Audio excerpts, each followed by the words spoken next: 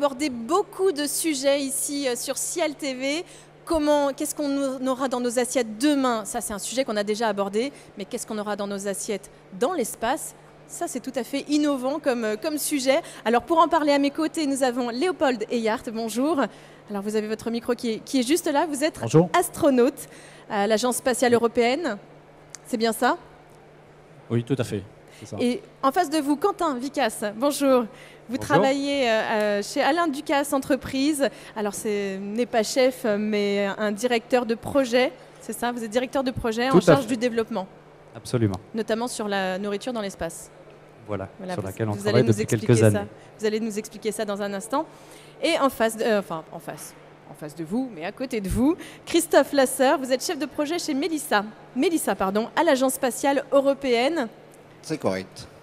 Alors dites-nous quel est ce projet? Alors là, on est vraiment parti vers le futur, puisque Mélissa, c'est la préparation des bases lunaires et des bases martiennes, avec l'idée de recréer un écosystème pour pouvoir maintenir un équipage en vie sur des très longues durées. D'accord, donc déjà on explore ce genre de choses. Est-ce que vous êtes déjà parti dans l'espace? Vous êtes astronaute, mais est-ce que... Oui, j'ai fait 2 missions spatiales. Donc, la première, il y a une quinzaine d'années sur la station spatiale Mir, qui est une station russe. Et il y a 6 ans sur la Station spatiale internationale. Et alors, qu'est-ce qu'on mange dans l'espace aujourd'hui? Alors, qu'est-ce qu'on mange aujourd'hui? Bon, d'abord, essentiellement, la nourriture russe et américaine. C'est, je dirais, l'essentiel de ce que l'on trouve à bord. Pas encore française, alors? Alors, de temps en temps. De temps en temps. De temps en temps, quand même. On a eu aussi de la nourriture française. Voilà, lors de mon premier vol, j'avais de la nourriture française qui venait d'un lycée hôtelier du sud de la France, à Souillac. Et pour mon deuxième vol, de la nourriture qui venait des ateliers d'Alain Ducasse. Qu'est-ce qui est important dans la nourriture dans l'espace? Ce qui est important, c'est que d'abord qu'elle soit saine, c'est-à-dire qu'il y ait un bon équilibre au niveau de la nutrition. Et puis ensuite qu'elle soit safe, comme on dit, c'est-à-dire qu'il y ait une bonne préparation pour éviter les problèmes sanitaires qui seraient évidemment catastrophiques dans un vaisseau spatial. Bien sûr. Et au niveau du goût? Alors, au niveau du goût, le goût change un peu dans l'espace. Lorsqu'on est en apesanteur, on n'a plus les choses paraissent plus fades. On n'a plus le même goût que sur Terre.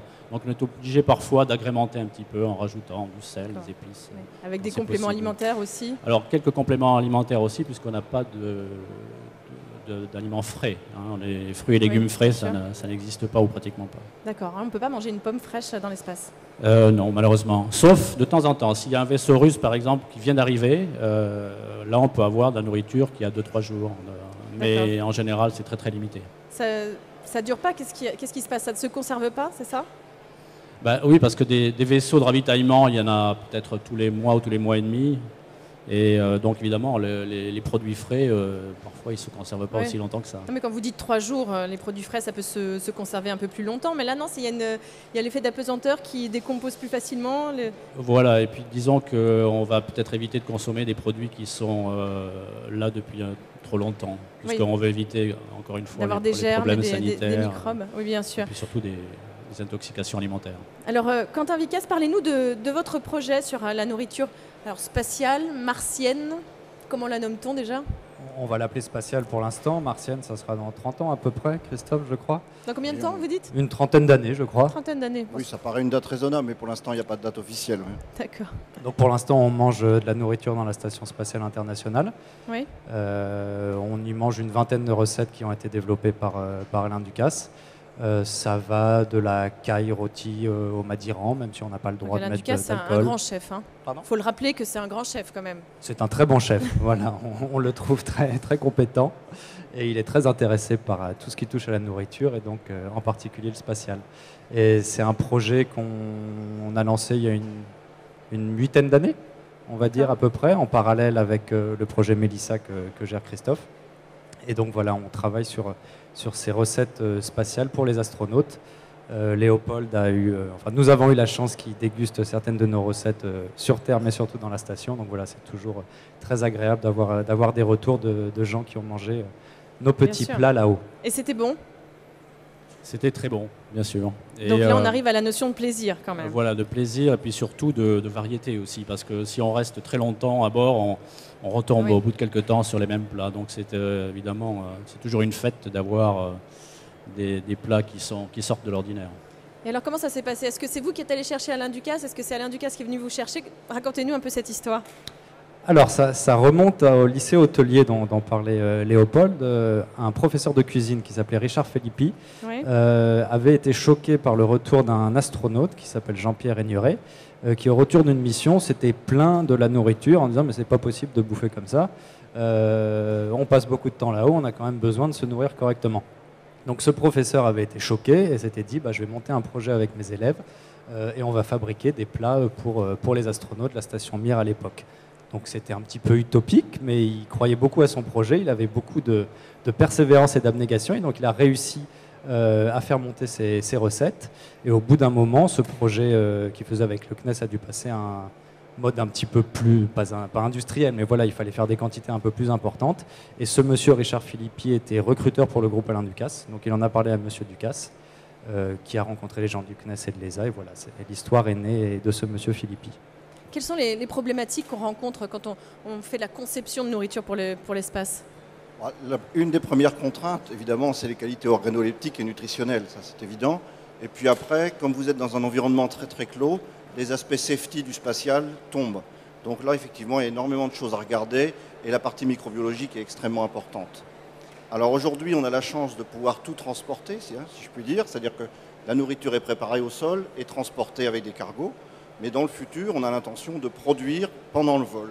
Et là, évidemment, on peut espérer avoir des produits frais, mais les risques microbiologiques et les risques de complexité sont supérieurs. Donc les astronautes sont amenés à cuisiner dans l'espace? Alors pas aujourd'hui, non, mais plus tard, peut-être. Oui, ils sont amenés un jour, oui. Peut-être un jour. Mais aujourd'hui, non, on ne cuisine pas, malheureusement. Et on réchauffe les plats, on les réhydrate. Donc c'est l'essentiel de la cuisine que l'on fait.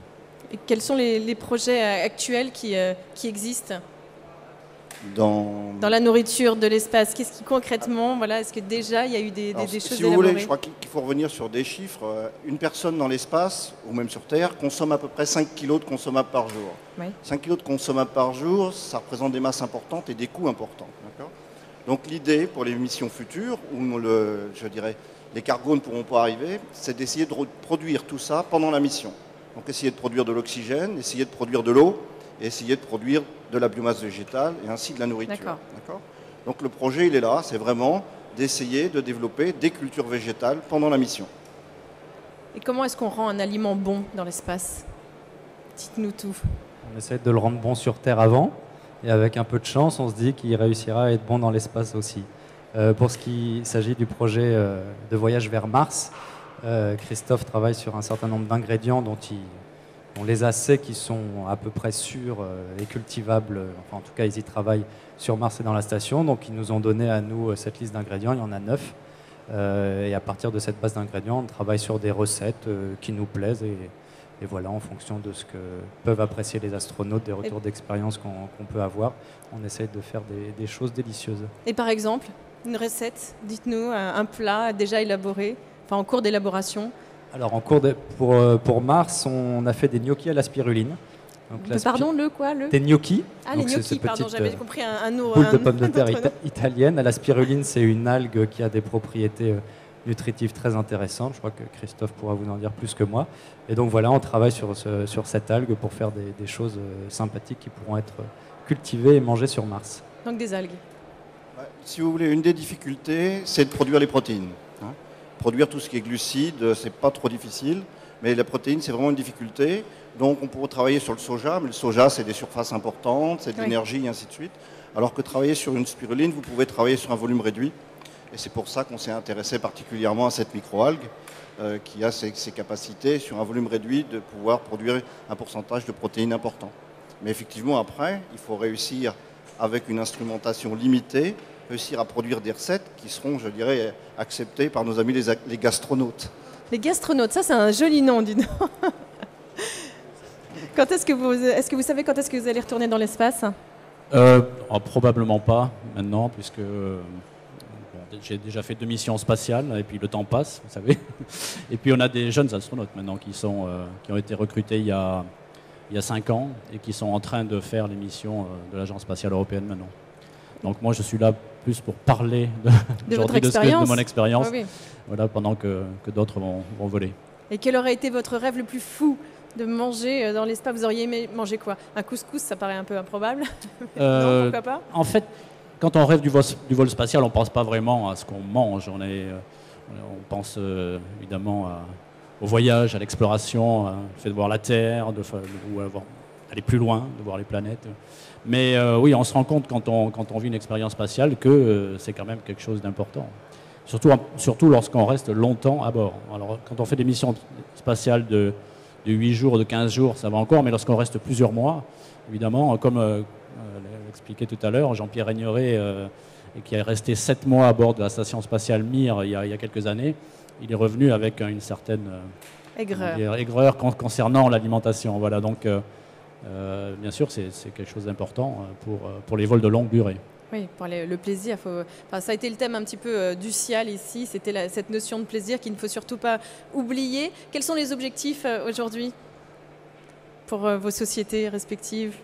Les objectifs, c'est effectivement préparer le futur après la Station spatiale internationale. Donc il y a un certain nombre d'équipes qui travaillent à la NASA, à la JAXA au Japon, en Russie et en Europe sur les systèmes de support vie pour pouvoir effectivement maintenir les équipages sur des très longues durées sans avoir les cargos qui amènent tous les besoins métaboliques.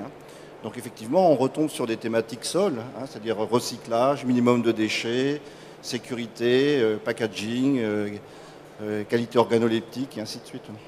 Si Alain Ducasse était là, quel message transmettrait-il? Qu'est-ce qu'il dirait? Lui, il dirait que son objectif, ça serait d'ouvrir un restaurant sur la Lune. D'accord. Comme il y a très peu de concurrence là-haut, il se sentirait plutôt bien et voilà, il pourrait faire un peu ce qu'il veut. Donc ça, c'est la prochaine étape, avant mars. Bon, parfait. Merci beaucoup, messieurs, d'être venus sur ce plateau pour partager votre expérience. Et puis, alors, c'est pas une alimentation futuriste, parce que finalement, c'est dans pas si longtemps que ça, 30 ans, mais pour parler de cette nourriture dans l'espace. On se retrouve demain pour de nouveaux sujets. À très bientôt. Au revoir.